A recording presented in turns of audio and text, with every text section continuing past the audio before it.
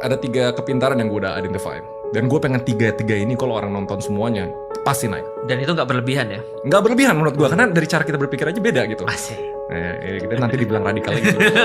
IQ, Oke. EQ, sama SQ. Oke. Jadi gue bikin kayak gini. IQ pertama kognitifnya dulu. Karena kalau orang mulai sering bertanya, orang mulai sering menstrukturkan hal-hal yang biasanya mereka manut. Oh ya udah. Mas mereka mulai bertanya, itu IQ udah pasti naik menurut gue. IQ kognitif dari tidak tahu menjadi tahu. Dari tidak menjadi tahu. Oke. Berikutnya. EQ pas kita udah bisa mulai mengimplementasikan ilmu kita ke dunia nyata yang mau nggak mau berhubungan dengan manusia.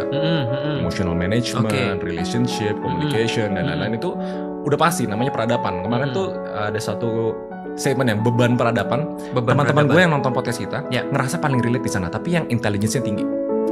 Yang intelligence tinggi pas ngomong beban peradaban, satu orang tua di sana. Dia ngerasa memang punya beban peradaban di Indonesia, tapi sebagai orang tua gue punya responsibility begini, jadi gue harus pergi keluar dulu gitu. Mereka ngerasa relate. Jadi EQ tuh human relationship itu pasti nanti kita bakal bahas. Nah, yang ketiga SQ. Nah, tujuannya sebenarnya kan awalnya kita bikin podcast ini kan kita udah banyak iterasi ya. Betul.